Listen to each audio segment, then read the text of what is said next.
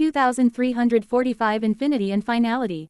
As Sunny ran across the surface of the obsidian bridge, his figure turning into a dark blur, Kai and Slayer drew their bows. A moment later, black arrows streaked across the sea of clouds and fell, piercing the snow worm's pale flesh. Out there on the slopes of the volcano, they were still within the bounds of the ash domain. Therefore, they could exert their full power. Granted, their power was not great enough to seriously wound a cursed beast. The snow worm was so enormous that it was difficult to miss it. At the same time, its body was so vast that their arrows were no different from tiny needles, dealing almost no harm to the nightmare creature. But that was all right, because Sunny did not need them to harm the cursed beast. Instead, they had to play a different, vitally important role in the opening act of the battle. Instead of quality, it was the quantity of their attacks that mattered. They had to sink as numerous arrows as they could into the snow worm, and do it as rapidly as possible. That was because the arrows they were shooting were quite special. Sunny had crafted them himself, after all. In the past few days, he had been observing the snow worm carefully. He still did not know a lot about the cursed beast, but he was certain that it wielded the concept of infinity as a weapon. Its pale body could grow endlessly, devouring as much space as the snow worm wanted. It could become dozens of kilometers long, or shrink to merely a few hundred meters. Naturally, that also made the snow worm nearly indestructible. After all, no matter how much of its huge body Sunny destroyed, the beast could simply produce more. And more, and more, and more, until the entire mountain was buried under its pale flesh. So, there were two ways to kill the bizarre god beast. One way was to destroy its rotten soul, which Sunny could achieve by focusing on attacking its shadow. The other was to suppress its power, somehow, but naturally, Sunny did not have to pick just one strategy. He could very well implement both, and the arrows were meant to accomplish the latter. He had been crafting the arrows to subdue the snow worm for the last 2 days, and had made quite a few of them. The enchantment woven into the jagged crystal arrowheads was based on one of the memories he had crafted for Rain in Godgrave in case of emergency. The purpose of that enchantment was to lock something in space, which was supposed to save her in case the veil of clouds above Godgrave unexpectedly broke. Now, Sunny was not too knowledgeable about these matters, but he was pretty sure that the concept of infinity was innately connected to the concept of space. At least it was in the context of the snowstorm, which existed as a living being that could potentially occupy an infinite amount of space. So, if its body was pinned to space by the enchanted arrows Sunny created, its ability to grow endlessly was going to be compromised, either suppressed or at least interfered with. That was the plan, at least. Kai and Slayer did not have to aim that hard to hit the huge cursed beast, but there was another challenge facing them. They had to fire off all the finality arrows Sunny had provided them rapidly, which put great strain on their bodies. The draw weights of their bows were nothing short of startling, after all. Sunny would have loved to stay and enjoy the awesome display of extreme athleticism, but he had his own task to accomplish. While the role of his companions was to debilitate the adversary, he had to actually kill it. While not getting killed, naturally. Fighting a cursed beast while only having access to 1/7 of his power felt like a bad idea. But, at the same time, it was just a cursed beast. It was just an nightmare creature one rank above him. So what was there to feel worried about? As the arrows pierced the snow worm's flesh, the nightmare creature moved. The coils of pale flesh that enveloped the mountain shifted, and its enormous head rose above the peak, opening a gigantic maw to let out a low, eerie, horrifying wail.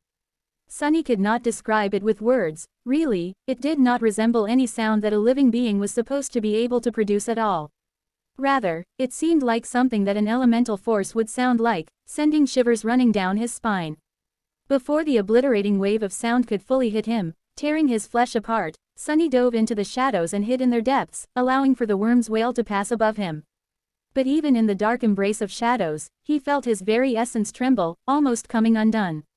Been a while since I got hit by a sonic attack, I think. His shadow continued to glide across the glistening bridge at great speed.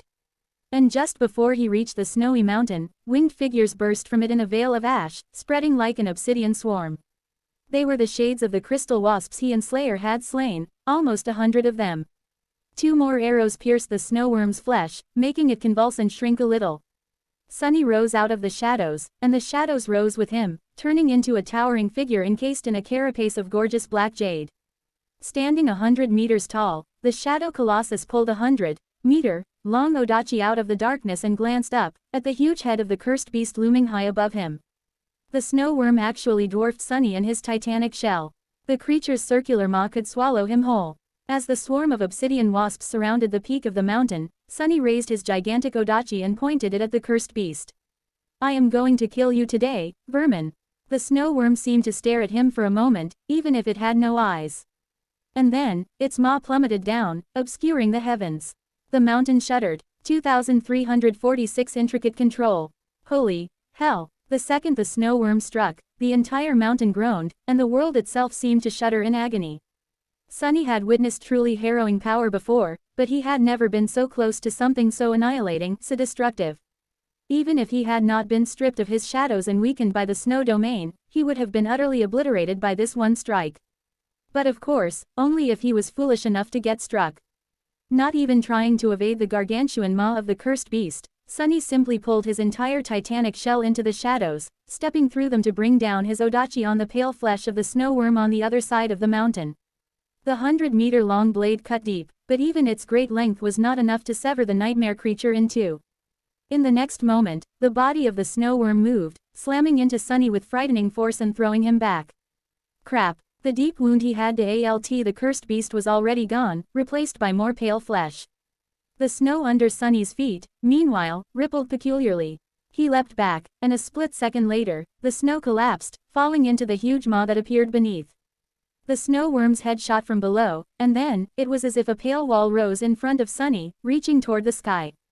That was the neck of the huge nightmare creature, who had pierced a tunnel through the mountain and tried to swallow Sunny by appearing right beneath him. Not wasting any time, Sunny rushed forward and plunged his Odachi into the pale flesh, using the creature's own momentum to deliver it a long, gruesome cut.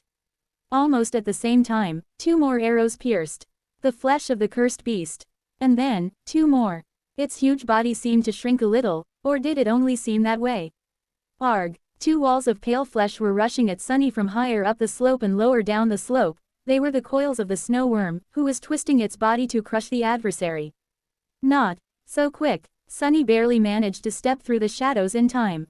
His shell was made from them, but it was too heavy, too large. It took him far longer to dive into the shadows than when he was in human form, which could do the same almost instantaneously. Still, he escaped with his life. As the head of the snow worm turned in the frigid air and rushed down once more, the obsidian wasps dove from the sky to attack the huge nightmare creature. Scores of supreme shades were a lethal threat to almost any creature, but they were too vulnerable in front of a cursed beast. After all, shades did not possess the will, and worse than that, they were weakened by the snow domain. So they could be easily crushed and sent back into Sunny's soul if he used them recklessly. Luckily, there was one silver lining to how heavily suppressed he was here, in Ariel's game. Sunny had gone about becoming supreme in a somewhat backward fashion. By the time he learned how to manifest his domain, it was already vast and powerful, built out of tens of thousands of shades. Faced with their overwhelming number, he had always struggled to control his Shadow Legion, control it with any level of precision, at least. But here, Sunny was devoid of his vast army. Instead, he could only command a relatively small number of shades that had been earned inside the game. That allowed him to command each one intricately. He had been training himself to control the obsidian wasps precisely for the past few days, ever since earning the first one. Handling 100 shades was far easier than thousands, especially since his mind was free of having to control his other incarnations and keep an eye on the members of the Shadow Clan. His mind had plenty of unused capacity for the first time in years, so his efforts to learn how to control his shades better fell into fertile soil. At first, Sunny simply concentrated on having the obsidian wasps move in different directions. Then, he made each of them follow an elaborate path. After mastering easy maneuvers, he moved on to practicing more intricate and complicated tasks, eventually arriving at simulated battles between different groups of shades. By now, the obsidian wasps did not exactly feel like extensions of his own body, but he felt confident in making each of them do precisely what he wanted. That expanded his strategic repertoire greatly, of course. Right now, he had to give his shades an opportunity to attack the snow worm without being destroyed by it. So, he aimed them precisely at the areas on its enormous body where its tough hide had been cut by his towering Odachi. The obsidian wasps plummeted from the sky, their glass-like wings burning with a crimson glow in the light of the setting sun, and crawled into the snow worm's open wounds. Hidden within its voluminous body, where they could not be crushed and devoured by the cursed beast, they bit into its flesh, burying themselves deeper and deeper into it as their legs and mandibles cut and shredded the nightmare creature's muscles. The snow worm was huge, but its size could be used as a weapon against it. For now, no more than a dozen shades had managed to crawl into its wounds, but there were going to be more wounds, and more obsidian wasps finding their way into the creature's body. The arrows shot by Kai and Slayer, meanwhile, were constricting the snow worm's ability to expand itself more and more.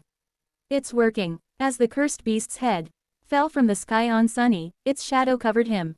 Turning his Odachi downward, he plunged it into the nightmare creature's shadow, then collapsed into it to flee the horrifying maw at the last possible second.